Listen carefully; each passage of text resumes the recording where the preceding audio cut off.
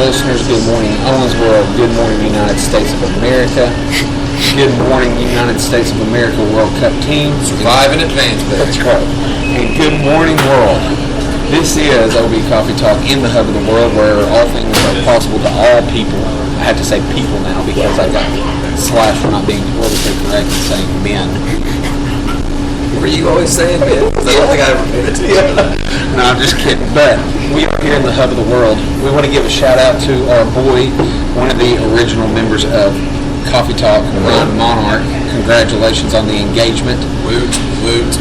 We're excited for you. We'll be praying for you, and we look forward to traveling to Philadelphia to join you in your wedding ceremonies. Holy matrimony. Hey, Ron.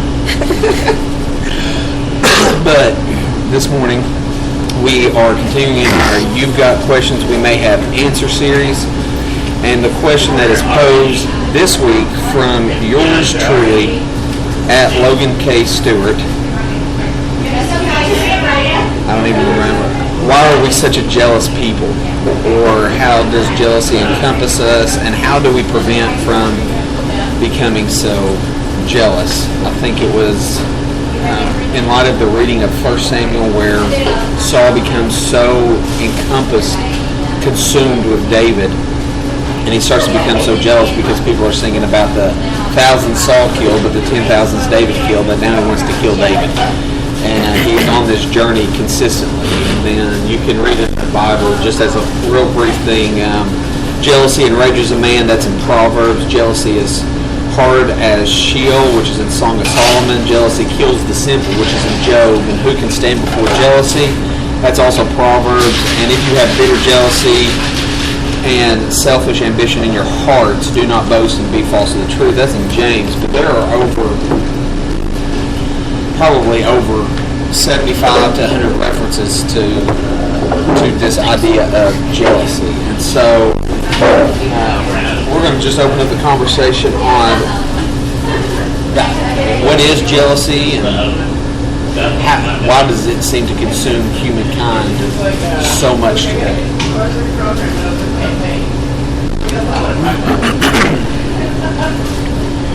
So, who wants to start? So the context, like you already talked about for Samuel, everybody knows the David and Goliath story and how big of a deal that was, that he was tormenting Israel. And so David killed him with God's help. And then immediately after, he is, praised by Saul and by everybody else. And they're going back home and they're singing these songs. And then the next day, Saul is there trying to kill him. So not the next day from David killing Goliath, but probably a couple weeks later. It can't be that long. So he's gone from basically a national hero to the target of the president of the United States of Israel, or whatever, however we want to mix the metaphor. This guy went from loving him and respecting him and thanking him to throwing a javelin at him and trying to pin him to the wall. While he's playing his lyre. While he's sitting back playing Santana on the smooth sounds of the classical guitar. He was very angry. And, I was thinking that Scripture. this is the new standard version. So the problem is, it was very quick. And what happened? Like you're asking, what is jealousy?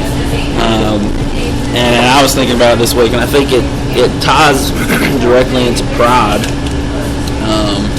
which, if we think back to Satan tempting Adam and Eve, it was all about pride and jealousy, really. Satan was jealous of what God was, who God is, and he wanted to bring people down with him instead of elevating himself, which he knew was impossible. So I think they're related, jealousy and pride. And any kind of want to do that, have jealousy of God, or was it just smoke and mirrors from Satan when they ate the fruit? They were trying to be like God, right? Mm-hmm. Then you got Cain and Abel, and it just keeps going on and on. Yeah. But there's obviously, jealousy in and of itself can't be bad because God is jealous. So the fine line is, where does the danger lie, and how do we manage that? God tells us in Exodus 20, when he's giving out the Ten Commandments, that he is a jealous God. He doesn't want you serving anyone else. He wants you serving him. So if he can be jealous, it can't be innately wrong. But there's danger, because obviously jealousy leads to all sorts of problems, which is in the book, like you said, several times. So managing it, realizing what it is, and what we do with it is the hard part. I mean, ultimately, jealousy is just you not being content with what you have and wanting something else.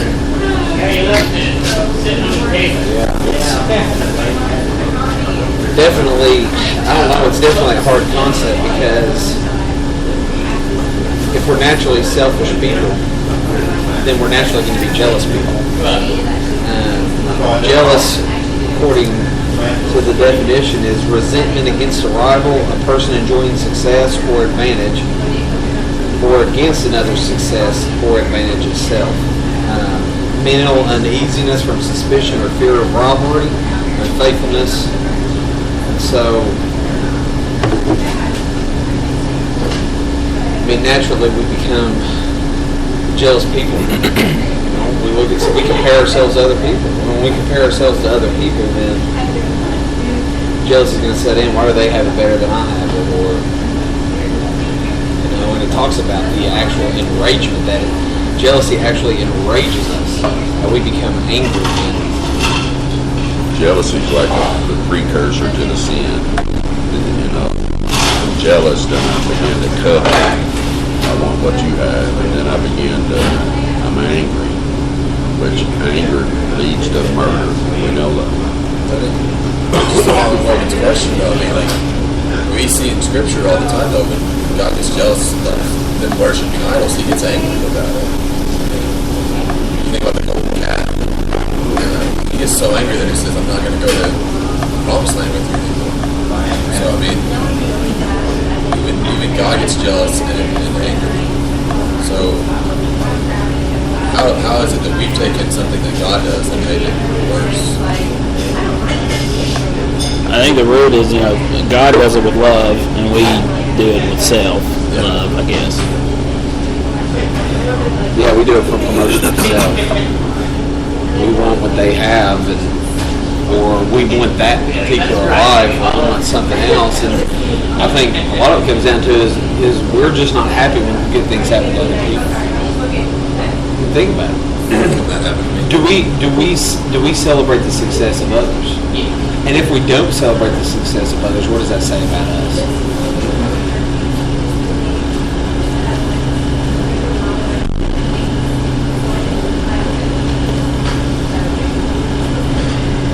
I think jealousy is definitely a very difficult topic. I was talking to Keisha about this, and she said, Logan, when have you ever been jealous a day in your life? I said, plenty. But it's just, it's the sneaky kind of, it sets in, you don't even realize it kind of jealousy. I'm not overtly jealous, I'm not obviously jealous, but there's just random things that'll happen that you'll think, well, that's not fair. Or, why didn't that happen to me? Or why couldn't I have got that? Or anything promoting self because of something else, I think is related to that. And that is just so stealthy that we gotta be careful. We gotta be really careful. Because obviously, when you get to the point like Saul is, like you're saying, it leads logically to anger and then to murder. You've already crossed that line way in advance. This probably is not where it began with Saul. It probably began back when he first screwed up, or sooner. When jealousy, think about jealousy in a relational aspect. If I'm a jealous husband, and that begins to drive thoughts of mistrust, and then there's no trust, and there's no love, and it just deteriorates the whole relationship. It's not the jealousy; it's those things that follow it. And David got jealous of Uriah because he was married to Bathsheba, and He wouldn't go with his wives. I mean, jealousy can set in at any point in time, and sometimes we might not even realize it. Seems to be like a natural jealousy with siblings. I don't know that, but you just see it's like competition almost. And And you see it, like I said, in the Bible, Cain and Abel was even there. I see it with my kids. I mean, it's because they're all starving for attention from two people. I mean, ultimately, if you have 4 kids, which my parents did, it's hard for a kid to understand that a parent can love all 4 equally. There's 4 of us. You've got to love one of us more than you do the others. That's what we mean. And typically, it's not. I've got that middle child syndrome. But I mean, like you. Do you think you're jealous because you don't understand without glasses? you as a kid, you sit there and you look around and you're just like, how can that be possible? I mean, you see different things. Well, he gets away with this and I don't. She gets away with this. She's the only girl. It's lost Marvin's voice. That's why it's roast. It's just a natural thing where we just don't fully grasp certain concepts. I mean, to me, I think about the disciples. Jesus had the main 3 that James, John, and Peter, that he really poured himself into. He poured himself into all 12 of them. But those 3 were the 3 that he always put aside today. I mean, those were the 3 that got to see the transfiguration. They were the 3 that got to go here or there, that were in the garden with him. And so, I mean, I brought this up several times. Like, how would you feel if you were one of the other 9 disciples? That's a human question that I'm asking. How would you feel as one of the other 9 disciples, knowing that Jesus loved you, but you weren't part of the inner circle? Man, you watch that. It happens today.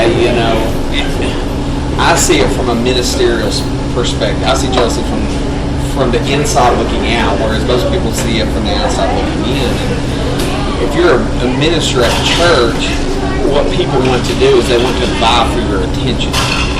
And when you start giving attention to somebody else more so than another person, you can watch that jealousy set in, and they almost fault you for it. They almost say, well, you're not being a minister to all the people. You're not really doing a good job of it. And I see that, but at the same time, there's no way possible that I can handle it. You know, looking at it from the inside out, you get a total different perspective than you do from the outside in. And people a lot of times don't understand the demand of what people ask of you, and then sometimes it's self-inflicted jealousy. I mean, as parents, you don't have to teach your kids to be jealous. They're going to naturally be jealous. I watch it in Titus all the time.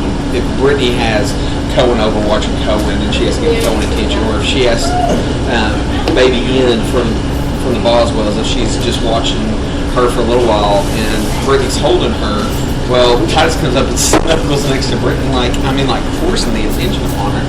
But at the same time, we self-inflict our kids with jealousy by maybe one of the difficult things is all kids are loved differently, but we think a lot of times that all kids are loved the same. And does that inflict jealousy upon them or cause them to have jealousy because we're trying to love them? 2 different kids, 2 totally different people, the same way. Jealousy, obviously, we're sinful. And jealousy is born out of self-centeredness, right? So, if you served others and your goal is to care for others, then there'd be no jealousy. But we seek to serve ourselves. So jealousy is part of that whole foundation, I think. Me and my brother, we were grown men. We got in an argument. He was wanting to do something. I was discouraging him to do it because I knew what the outcome was going to be. But unfortunately, some things we had to learn on our own. But I remember the confrontation we had. He was standing in the street hollering at me, and I was standing on the porch hollering at him. And the last shot he took at me was, well, Mom loves me more than she does you. You say, yeah, but you're in the middle of the road, you're going to get back hard. Not anymore. And I said, why do you think that is? Is that Mom loves you more than she does me? We're hollering at each other. And he said, because I hug her more than you do. Okay, I got it. So, through that, he used jealousy. He tried to drive jealousy, use that as a wedge to make me believe that my mother had a greater affection for him than she did me, just trying to hurt me. So it's amazing That was jealousy. That was all that was. It's definitely a weapon that people use against you a lot. Well, it's a weapon of manipulation. Oh yeah. I mean, think about it. At the heart of everything, well, if I can manipulate them to do what I want, or, I've been studying a lot about personal expectations that people put on others this week. I mean, like a lot about it. What people will do is, if you're not meeting their expectations here, then they will drive a manipulation wedge to where they can at least try to steer you back around to where you can meet that personal expectation. I want them to say what I want them to say. I want them to be how I want them to be. And, one of the unique things about humanity is that we're all different. We're all the same in a lot of ways, but we're all very different people. And sometimes what we want to do is we want everybody to be like us.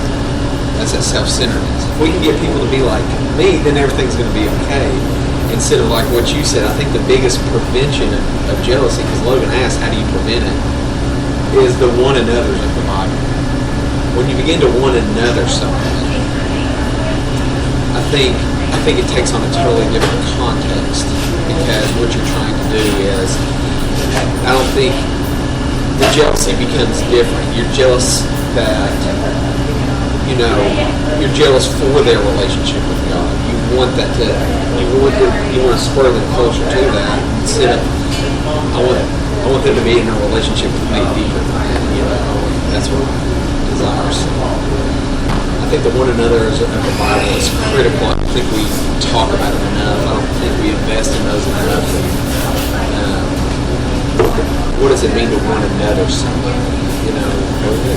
From last week's discussion, the week before, I think it's about loving others, right? I mean, if you love others, if you really understand what love is, and really love someone else, all jealousy doesn't exist in that environment. It exists in an environment where you love yourself, or you should perceive that you love yourself, and you serve yourself for lack of the love of others.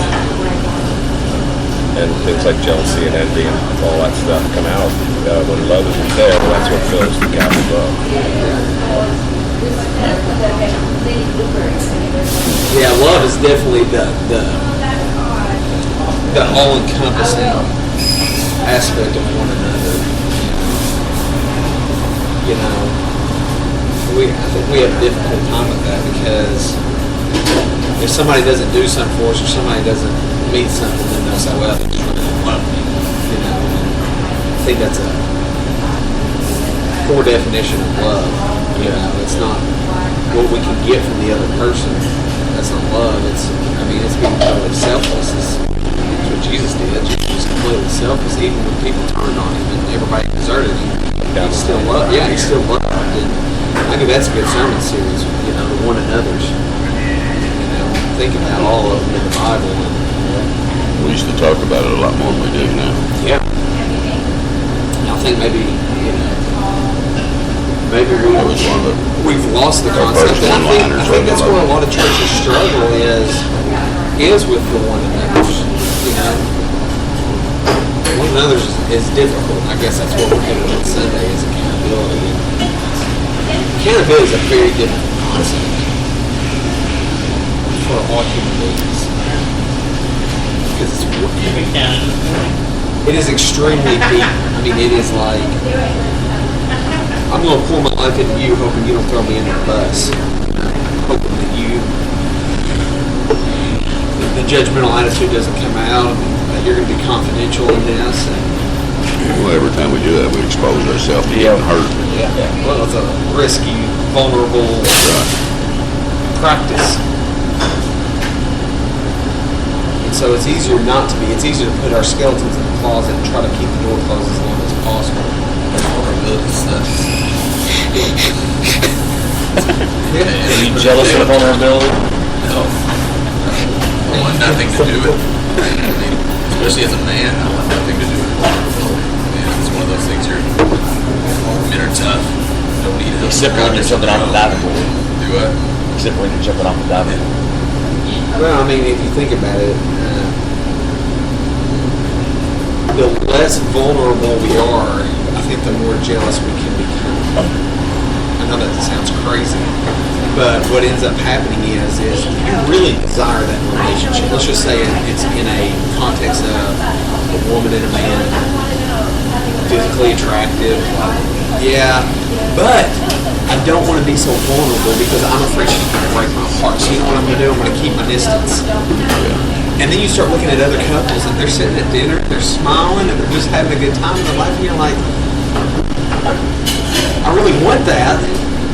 Like, it's encompassing me, it's engulfing me. I'm actually becoming enraged that they are so happy and I'm so miserable, but I'm going to keep my distance because I'm afraid she's going to break my heart. You know? You got a good personality. Oh, think about how many people It's not you. It's do not come to Christ because of that. Yeah. They hold things back because it's too easy to be true. It's too good to be true. There's no way that someone would love me that much and forgive all the wicked things I've done. So they hold back because they think, well, I don't have what it takes to be that other couple sitting over there. They don't trust. And at the end of the day, it's, you can either trust that you're going to be good enough to stand up to God, or you can trust that He's going to be good enough to stand up to Himself. And you don't have either control over either of those, really. It is trust. Lack of trust. You got to have that before love and all those other things. Trust and have faith in one another. There's not going to be much in a relationship. That's what love is, though, right? Love allows you to trust. That's right.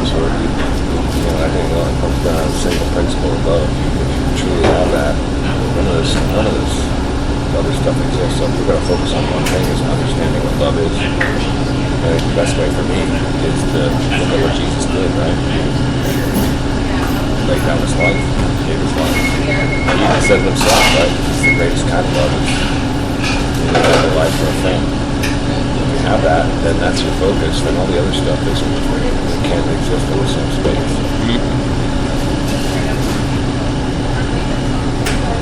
So true. So I think for me, learning how to love like I think about my wife, our relationship. When I first met her, it was a physical attraction. And then over time, gradually, I began to know who she was and fell in love with her over time.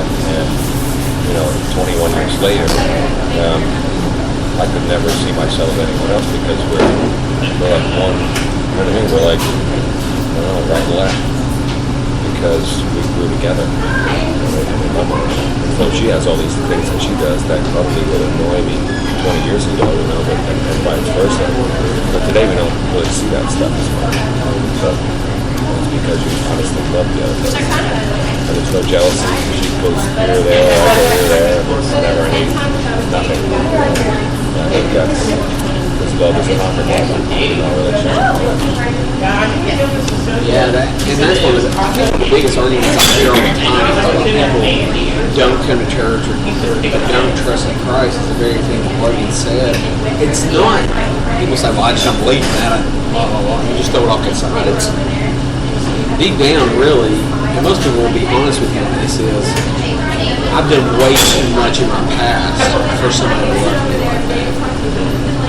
And I mean, I've heard it over and over from several people. There's just no way that God can forgive me for the past. There's no way that God can love me because you don't even understand what I've done. And I don't understand what I've done. And, it might be pretty bad in the human sense, but to be honest with you, when God looks at it, it's whatever. From Jay Dizzle listening in, he said people want acceptance to be a part of a group. We're all weird, but we all want to be a part of something more. If you're not, or you feel you're not accepted, that breeds resentment and jealousy. True, at the deepest sense, it's the acceptance idea. That's the ultimate longing of a human being is relationships and to be accepted. And if you're not that resentment and jealousy start to set in. I think we all search for significance too, right? Yeah. We want to matter to everybody. We want to be in the spotlight. We want to, and not necessarily, standing up in front of the folks in church, but want to be held in high regard for who we are, our beliefs. And that all stems, I think, from we were designed to be in God's presence. I think about it, a fish designed to be in the water, and if he's not in the water, it does all kind of crazy stuff out on the ground, right? Gasping and flopping. And we're not the same way. So all these things we do because we're not in God. Yeah, significance is a big thing. Starbucks' motto is everybody wants to be known by name and treated as if they matter. That's their motto. That's what their company, that's one of their top core values. Know people by name and treated as if they matter. So we fill that with the world as opposed to with God. Right. So that's why all these other things happen because of that. Well, one of the biggest ways that I know that if I've made an impression on somebody and is if they remember your name. If they don't remember your name, then you probably didn't make a big impression on them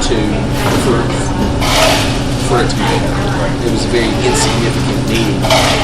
And so, one of the things that I do is when I meet somebody new is I will say their name like 3 or 4 times in the conversation. So and so, tell me about this.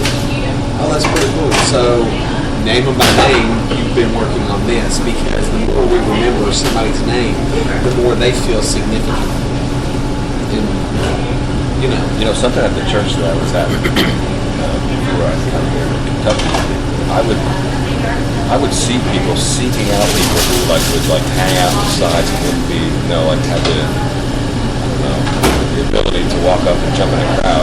Right. And people we would go see these people. Hey, how you doing today? And start conversation. And I remember this one guy, he actually lived in the mountains his whole life in West Virginia. And he said he came down out of the mountains to find work. And he was this lonely guy. We pulled him in and took him into Bible study and spent time with him. And that whole time still, when he would talk, he felt as though that nobody cared about him. Even though we were Tom, that just always blew me away that even though you do, cook somebody dinner, go visit them once a week, talk to them, they still feel insignificant and whatever. That was an example in that church. Someone was like that, even despite our love and our behavior. Some people just aren't going to us. Yeah. That's just what it comes down to. They build the lies up so much in their mind that they're like, okay, this is how it's going to be. I'm just going to, okay, whatever. Well, it's almost like in some cases, I think they relish that behavior, that being at odds with others. Yeah. You can lay hands on somebody and pray that the Holy Spirit will work through you to heal them. But ultimately, they got a responsibility too to be healed. If they're not prepared or positioned to receive their healing, and it's probably not going to happen for them. I think it goes both ways. Like you said, Bud, they got to overcome those things in their life that's causing them to feel that way. And by us investing in those people and showing we love them and care about them, that's probably one of the greatest tools we can use to try to help them overcome that. So, taking what both you said, what is the Christian responsibility to help overcome that? I think we're just like a bridge, making it easier to show that you can trust what this guy's telling us that we're trusting. We're not saving anyone by pouring into anything. We're just making it clear that God loves them.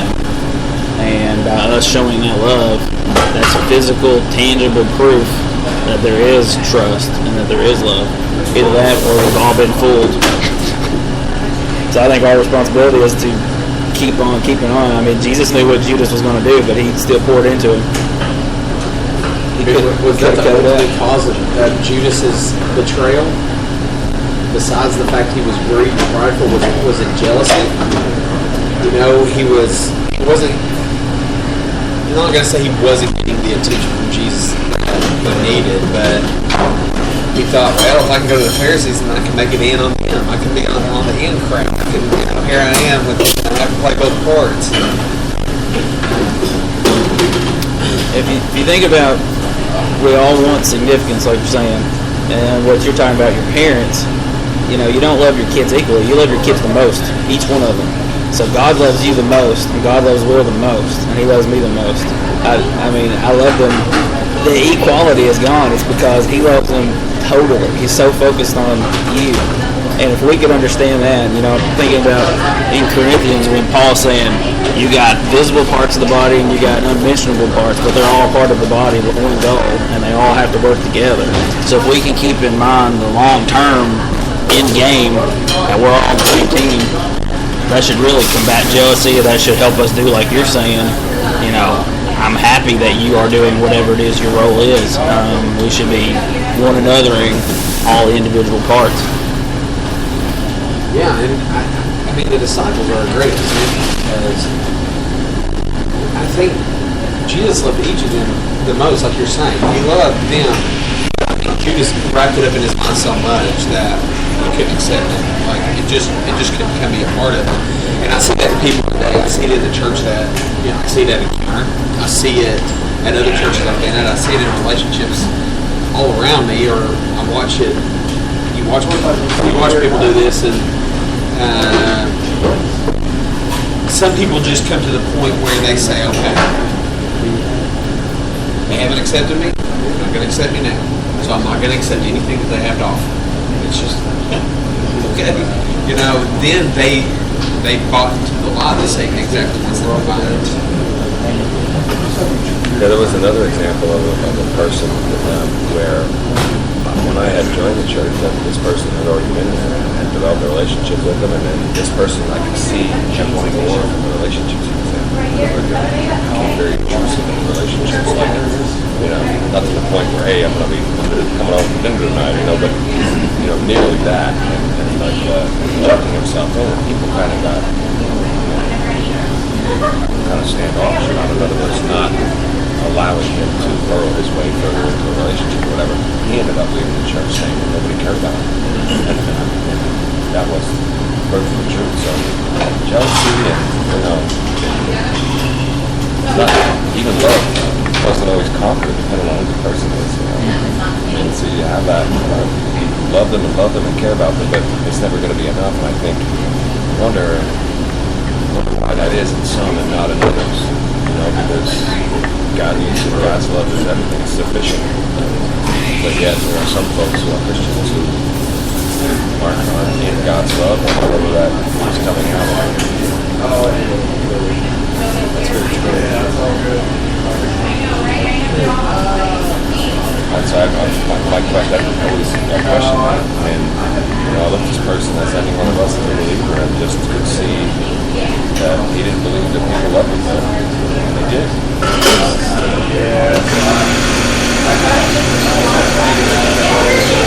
It's the devil. I mean, at the end of the day, he comes to do one thing, right? To rob, steal, and kill, and devour, and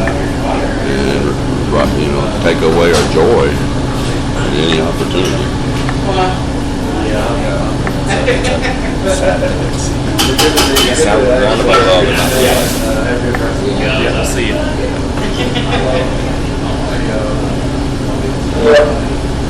We can become so consumed.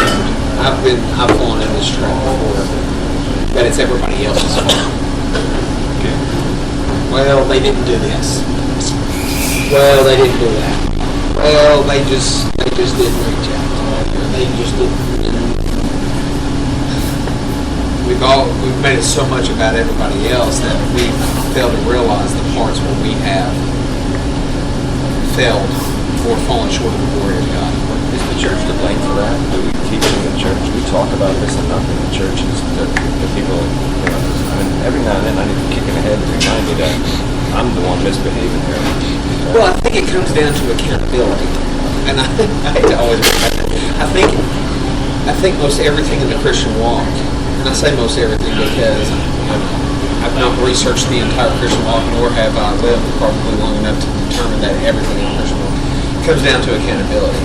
Your discipline in every area of the Christian walk hinges on accountability. are we close enough to somebody that they can kick us in the head and say, hey, you're just off a little bit on there. You know, I've watched, I've observed, and it hinges on that accountability relationship of, can I be honest with you? Okay, can I share something honestly with you without you getting so defensive that you can't actually see that coming? Or, you know, do we not have that relationship where nobody can approach it and say, we don't have it, so everything's going to be surface level from that point on, and they're never going to get it, or until God just has a rude awakening in their life. It's kind of like when I talked, I guess it was Thursday, and you said your response to people when they come to you at work, no matter where you've worked, when they come to you at work, and you gave the example of the forklift being in the middle, and some guy comes up and says, well, why in the do they keep parking the forklift right in the middle of the road, blah, blah, blah, whose problem is this? And you didn't respond. All you simply said was, well, you know, I appreciate you. Let me go think about it. And then you go off and you stew over it because you feel like there's something you can learn from everyone. And you either are going to go back to that person and say, you know what, you're right, or you're going to go back to that person and say you were off your rocker. You need to straighten it up a little bit. You know? I think one thing you got to be careful with, there's a right way to, so don't forget not down the rabbit hole, there's a right way to approach somebody, there's a biblical way to approach somebody through an accountability process. But I'm telling you, if I keep, because not only interacting with that person is me trying to help them through all the problems they have, I become of course I bought a book last night. It's not one-sided relationship. You become a basement person, which is you're overly critical, and that's all they see you as is somebody who criticizes, and you're dragging them down. But it's got to be both ways, right? I'm building you up. I'm building this for a reason, but then when you do something good or bad, like, man, I can learn from that. You got to let people know that too, because if you're always on, I won't say it's negative, because it's not really negative if you're helping somebody and it's accountable and you've got that that relationship where, give me feedback, right? Give me feedback. It's there. But I will say that you got to build people up too. Yeah, I think for me, like I always went to, like I went to a couple of accountability parties. One person in particular, and I said, I want you to watch my life. I want you to, biblically, take it back to the Bible, and let's not just make it about your opinion, but let's make it about how do I, if I can't see something, I want you to show me, because I want to be better for God. So I think that's one way that it works. The way that it doesn't work is I choose to come and, even in my best bedside manner, explain to you that you've got this issue that really isn't, I don't know that is the way to approach it. I think the way I would approach it, I would say, listen, I need your help. I would come and say, I need your help with me. And hopefully at that point, it would open up a dialogue, and then we can have that open. It's good. You have two kinds of advice we talk about often. So make it about you and getting the help, because you need it. I mean, if you're a Christian and for 50 years, you're still a sinner. So you're always going to need help. You realize that, you go to that other person, you open up that kind of dialogue, and even like directly, that's what the Bible says. That's what I've been reading about. But also, I'm going to use Will here, and he's got a couple of mentors. But if they're listening to your sermon and do something good, they probably say, "Hey, this is a good takeaway." That's actually the first thing they do. Like assessment, right? These are good things. Things to work on. So my point is, you don't always delta. It's there's a plus thrown in there once in a while too. Yeah, there's an alpha in there. Yeah. But it's so true. You see, like I talked to that who's one of my mentors, who is probably will be listening in at some point this week. Is we'll call and he'll always ask, okay, how are you doing? How are things going? And we'll go through that process, and I'll ask him the same thing, how are things going with you? And he'll say, okay, I've listened to your sermons. Great. He said, well, I absolutely love this. Your content is phenomenal. This delivery portion at this area was fantastic. He said you ought to start using more of this delivery tactic. And then he'll say, okay, here's just a couple of things to think about. your speed was just a little too fast on this one portion. You should have slowed down this people distance, or I didn't quite. You weren't as clear on this point as you were on this point, so you need to be a little bit more clear. And so there is a balance in that. I think that's what an accountability relationship is. It's encouragement and building up, and both of those can include areas where you're deficient. If that makes sense, you can encourage in one area. There's an art to that. You got to pat me on the back while you're kicking on There's the almost foot. needs to be a course on how to deliver that, because to me that's a coach who's really successful in coaching, right? Right. But he's great at encouraging, and he's great at you're accountable for what you're saying. So you need to always be on guard, always watch that, always, and so, we talk about life things, what's going on in your life, how are you doing here, how are you doing there, that we have that unique relationship. I probably need that unique relationship here in Owensboro as well, because it can be a one-on-one, talk time where we can dive into other people's lives and encourage one another who are literally right in front of us. But you're right, it's got to be, there's balance in that. It can't. I've had people in my life who feel it's their job, I guess, to criticize and critical on every point around, but it's like you said, balcony people. You have balcony people who are shouting encouragement all the time. And it's not false. It's not under false pretense where I'm trying to give you a big head or I'm buttering you up for my gain. It's really transparent. Yeah. I honestly care. Can we sit down with people in an honest relationship and share some things that we're struggling with, and then encourage them where they're excelling, and how can we work? A lot of it is how can we progress in this portion of immaturity. Every other thing is going to go off The other thing, just kind of taking the accountability back to the jealousy discussion, is where you're going to run into issues is everybody's going to want the preacher to be their accountability. They're going to want this person to be their accountability partner, and that person can't be the accountability partner for 10, 20 different people. It gets really difficult to hold that many people accountable. Well, I don't want to know that much about that many people. So I mean, that's where jealousy will come in. It's well, why would he mentor this person, but he won't mentor me? And so I mean, it's a cyclical process of it. And even with accountability, you can only hold so many people accountable. It's just humanly impossible for you to hold everyone accountable. It'd be great if everyone would realize that the effectiveness of asking someone like a pastor to be your accountability partner is several hundred people on his door. And it just takes, and maybe it does take maturity. And what we also have to understand too is, as we're running out of time, we can't talk about this, but the hard thing with accountability is because my brother just sent me a text on something I did, but he's keeping me accountable on his website building, but I made up a phone number for his website. But it's not even a phone number, so Do the 555. it's gonna be same gender, and that's what a lot of people in ministry don't understand is, okay, I'm not gonna keep a woman accountable. Okay, I'm just not. You know what that leads to? Disaster. Jealousy? Yeah, from my wife. And so there are things in this, and obviously we'll hit accountability tomorrow and how important it is, but I mean, that's what it comes down to. The more we keep people accountable in their relationship with God, and the more we grow in our relationship with God, I think the less jealous we're going to become. We're going to become jealous for our relationship. We become consumed with that. It's almost as if we become enraged with our relationship with God, and we want it to be so strong. And so I think that's what really my brothers are all calling me right now. So it is so critical. It's so important to